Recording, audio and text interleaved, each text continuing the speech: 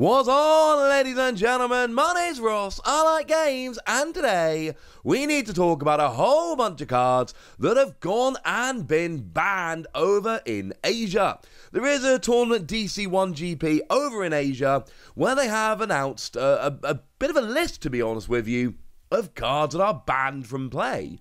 And it's not necessarily for the usual reasons, well, it's not for the usual reasons at all, but it is having quite an impact on the competitive landscape over there. It is a very interesting story, and it is one we want to share. So essentially, there are a whole bunch of promo cards that are not legal in Asian territories outside of Japan. They're legal in Japan. They are legal over here in the West, at least the ones that have been released. One hasn't, we'll get to that one in a moment. But in Asian territories outside of Japan, these cards aren't legal for tournament play. So, which ones do we actually have here? Which cards are being left out?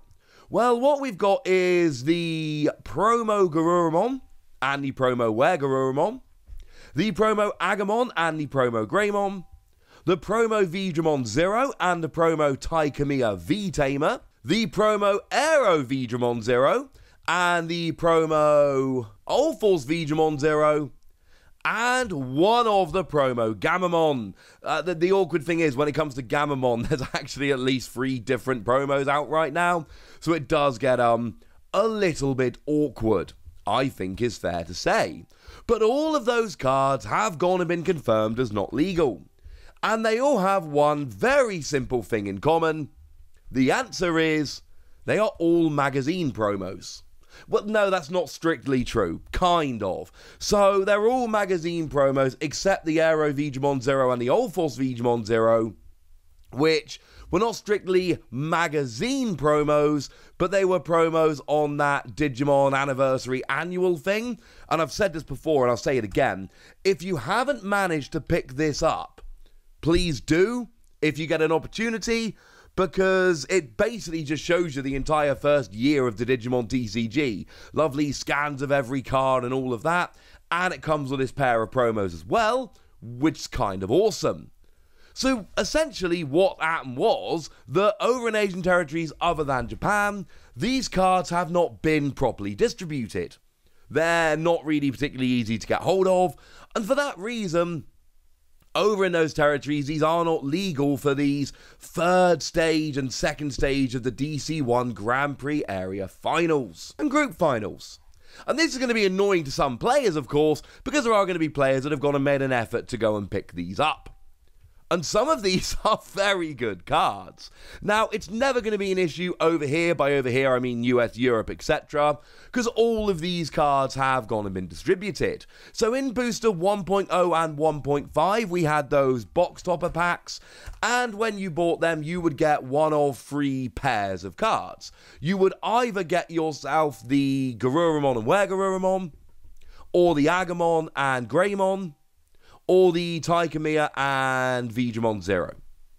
So either way, you would be fine in that regard. You would end up getting the cards, and life would be good. So they've been, and they were for Booster 1.0 and for Booster 1.5, so they've been made available. They're out there. All is good. Life is happy. We are good. It's all good. As for the more recent ones, we've got the pair of Aero Veedramon Zero and Allforce Veedramon Zero, and you may remember that they were the pre-release promos for BT7. When BT7 came out, we got the wonderful news for pre-release, and I thought what they were going to do was they were going to make one of them the competitor promo that you get for just turning up, and one of them was going to be the winner's promo you got for winning. And what they did instead, which I think is a way better way of doing it, they gave you both of them for taking part in the pre-release, and then the winner got both of them as foils. I'm delighted to say I ended up with those foils, and that makes me super happy indeed, because I obviously got the Japanese book with the Japanese versions, which are also beautiful, and I am a very happy boy. But they've also gone and confirmed that this pair of cards is actually going to be a box topper over in BT8. So as well as getting your usual box toppers that in this particular instance are going to be the well, there's a bunch of alternate art tamers, you also get these two as box toppers in BT8, which is absolutely wonderful. So that's great news. And as if that wasn't good enough, we've also had it confirmed that the Gamamon, which was a promo in Psycho Jump magazine over in Japan not that long ago, is going to be the participation promo for the BT8 pre-release. So basically, all of these cards that have essentially ended up being unavailable in Asian territories that aren't Japan have been made available quite nicely in US, Europe, etc., the English-speaking portion of the game, and that makes life an awful lot easier, quite frankly. That means that we're not going to be subject to this ban. I'm not saying ignore it, it's a very interesting story, and obviously for some people this is actually a really mean story because it's stopping them building the decks they want to build. Although, I mean, really, if anybody's wondering why this is happening, it's a fairness issue. You can get these cards any way you like. Like I say, I've got all of these cards in Japanese. But I had to go out of my way to import them, which is, frankly, not the easiest way to go about doing things. It's a bit of a pain, honestly. It's not the kind of thing we want to be mucking about with. And for that reason, not everyone's going to have these cards. And if not everyone's going to have these cards, it doesn't really make a huge amount of sense to have them legal for tournament play, because not everyone's going to be able to play. And that's kind of a little bit rubbish. So that's essentially the reason why we don't have them. They were cool magazine promos, and I very much appreciate that. But the fact of the matter is that it's just not easy. It's not easy to get hold of, and that is going to give an advantage to some people who are just able to go and get the cards. And it really is as simple as that. So bearing that in mind, are these cards any good? Well, the Garurumon, if you've got Garurumon in your name when you attack, draw a card. Seen that pop up in some decks. The Were-Garurumon, when you're attacking once per turn, if you've got a Garurumon in your Digivolution sources, unsuspend it. And as an inheritable skill, if you've got 8 or more cards in your hand, security attack +1. And I've seen that popping up in a bunch of deck lists lately. This is becoming a trendy card in some blue decks. We've got the Agumon. While you've got Greymon in your name, you gain 2,000 power. A lot of Greymon decks out there. Bunch of them play this. An extra 2,000 on your level 3 is good. We've got the Greymon. While you've got an Agumon Digivolution card, you gain security attack +1, which is awkward being a 5,000 power Digimon unless you can give yourself jamming. But there's clearly potential there. Veedramon Zero, when attacking, if you've got a blue tamer, you can trash the top 3 cards of your deck to give this Digimon an extra 2,000 power. And when attacking, you can place 3 non-Digi-Egg cards to the bottom of your deck from your trash to draw a card. This one I've not seen it seeing a huge amount of play, to be fair. It doesn't seem amazing, if that's not unfair. Taikamiya, if you got a Digimon with Veedramon in its name, you can suspend this tamer to either draw a card or give yourself an extra 1,000 power. I mean, in a Veedramon deck, this is basically a draw 1 every turn. I cannot be the only one that thinks this is really, really good.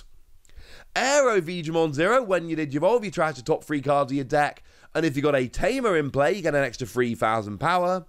And when attacking, you may place 3 non-Digi-Egg cards from your trash to the bottom of your deck in any order to gain 2,000 power. Again, it's not one I've seen a huge amount of play. And then All-Force Veedramon Zero, when you Digivolve, you may place 3 non-Digi-Egg cards from your trash to the bottom of your deck in any order to suspend this Digimon and one of your tamers. And on your turn, once per turn, when a card is returned from your trash to your deck, gain a memory. These Zero cards I've not seen see a huge amount of play, but there is clear potential there. They are things that maybe don't sleep on. Now, as for Gamamon here, it's not necessarily the best of them. On your turn, while you have a red tamer in play, you can attack your opponent's unsuspended Digimon. It's very, very useful, of course, to take out 3,000 power or less Digimon that are annoying you, but it's a 1 cost to Digivolve, 4 cost to play level 3, which is expensive, and even though you can attack unsuspended Digimon, it's only really weak ones you're going to be able to take down anyway. So I suppose this is another one that we should file under the, hey, there's a nice bit of potential here, but maybe it's not everything we dreamed of and more. But that doesn't mean that these aren't good. And it doesn't mean that there isn't potential here. Because, like I say, the Were-Garurumon has seen a bunch of play. The Garurumon's pretty good. The Agumon has seen a whole bunch of play, and there's potential in a bunch of the others as well. And that changes things. I've shown you a bunch of deck lists on this channel, and I've shown you a bunch of deck lists on this channel featuring a bunch of the cards that are not legal in these tournaments. And some of you are rightly going to be thinking, Wossy, who really cares? At the end of the day, it is some non-Japanese Asian territories. I don't play in those territories. It doesn't concern me. And that's a fair point to make. If you're not in those territories, then maybe it's not for you, but it's still an interesting story, and it's one that I wanted to share with you, and now I have. But now it's over to you guys, ladies and gentlemen. Which of these cards do you think are going to be the biggest losses? Which are going to be missed? Which ones would you not want to be playing without? Or do you think they're all just a little bit meh? Let me know in the comment section, would you? Go nuts! Be nice! And then make sure you like this video, subscribe to this channel, follow me on Twitter at TheWossy. That's where we talk Digimon and a whole bunch of other card games. And please do consider checking out patreon.com/PTCGradio, where you can support the channel, get some bonus podcasts and all kinds of fun things. But by far the most important thing as always, look after yourselves till next time, would ya? Thank you very much for watching. My name's Ross, and you've been watching Wossy Plays.